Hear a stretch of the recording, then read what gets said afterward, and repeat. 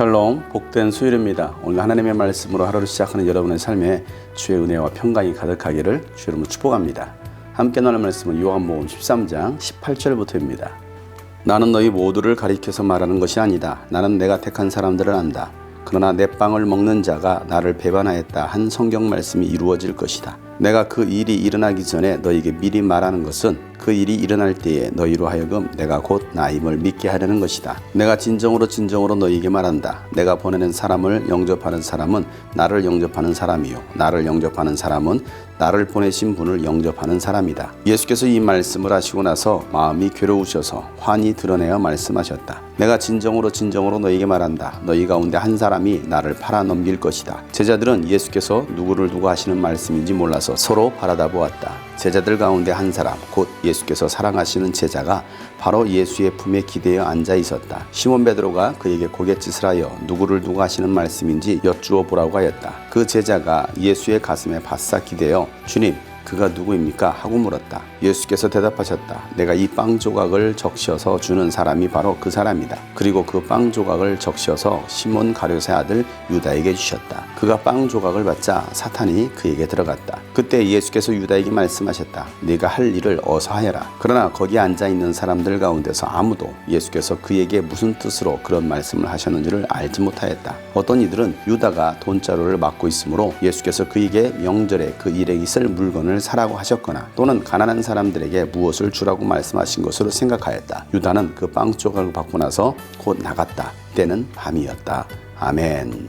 예수님은 유월절 만찬 중에 제자들의 발을 닦아주셨습니다. 그리고 내가 너희들의 발을 닦아주지 않으면 너희들은 나와 상관이 없다라고 말씀하시면서 내가 너희들에게 한 것처럼 이와 같이 서로의 발을 닦아주라 라고 말씀하십니다. 그러면서 이미 너희들은 깨끗하였다라고 말씀하시고 그러나 전부는 아니다 하시면서 오늘 이 말씀을 이어가십니다. 예수님은 원하는 자들을 부르시고 그들을 12사도로 세우셨습니다. 그 가운데는 가룟 유다도 있었습니다. 그러나 그들은 사탄에 사로잡혀서 예수를 팔려는 생각으로 가득해 있었습니다. 예수님께서 가룟 유다를 택하셨지만 그는 선한 일을 위하여 쓰임받는 것이 아니라 악한 일을 위하여 쓰임받고 있습니다. 하나님은 저와 여러분을 택하셨습니다. 선한 일을 하도록 하나님께서 예수 안에서 여러분을 새로 빚으신 것입니다. 우리가 할 일은 바로 그 선한 일을 하는 것입니다. 그러나 우리가 성령의 충만함을 잃어버리고 사탄의 생각에 사로잡히면 선한 일이 아닌 하나님을 대적하는 일을 하게 됩니다. 예수님과 함께 유월절 만찬을 먹고 있지만 함께 빵을 먹는 자가 나를 배반할 것이라는 그 말씀이 이루어질 것이라고 말씀하십니다.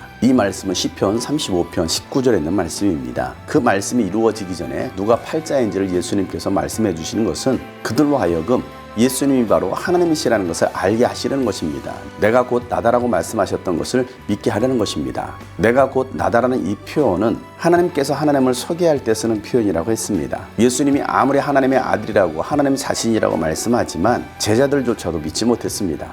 그래서 예수님은 앞으로 일어날 일에 대해서 말씀하시는 것입니다. 그것은 예수님이 바로 하나님이시라는 것을 알게 하시려는 것입니다. 그래서 예수님께서 보내는 사람을 영접하는 것은 예수님을 영접하는 것이고 예수님을 영접하는 사람은 예수님을 보내신 하나님을 영접하는 것이다라고 말씀하십니다. 우리가 예수 그리스도를 믿고 예수 그리스도를 영접하는 것은 곧 하나님 아버지를 믿는 것입니다. 사랑하는 제자 중에 한 사람이 예수를 판단하는 것을 생각했을 때 예수님의 마음은 괴로웠습니다. 교회 안에서도 한 공동체 안에서도 그러지 않겠습니까? 누군가가 교회를 힘들게 하고 배신하고 떠나갈 것을 안다고 한다면 마음이 괴로울 것입니다. 예수님은 가룟 유다를 볼 때마다 마음이 괴로웠습니다. 그래서 차라리 내가 나지 않았더라고 한다면 좋았을 것이다 라고 예수님은 말씀하시는 것입니다. 예수님은 제자들 중에 한 사람이 나를 팔 것이다 라고 말씀하십니다. 그 말을 들었던 제자들이 웅성거립니다. 그리고 예수님 품에 기대어 있었던 요한이 그 제자가 누구입니까? 라고 묻습니다. 그러자 예수님은 내가 빵을 적셔서 주는 제자가 바로 나를 팔 자다라고 말씀하시며 가룟 유다에게 빵을 적셔서 주십니다. 그 정도 됐으면 제자들이 깨달아야 되는데 여전히 깨닫지 못하고 있습니다. 예수님께서 가룟 유다에게 빵을 주시자 사탄이 그에게 들어갑니다. 그리고 예수님이 유다에게 말씀하시기를 네가 할 일을 해라 라고 말씀하십니다. 그 말을 들었던 제자들은 유월절 절기를 위해서 무언가를 준비하라고 하시나 라고 생각하는 것입니다.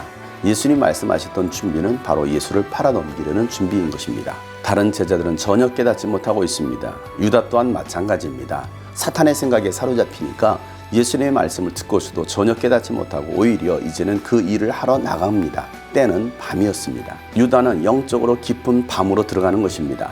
우리도 영적으로 어둠에 사로잡히면 하나님의 말씀을 들어도 깨닫지 못합니다.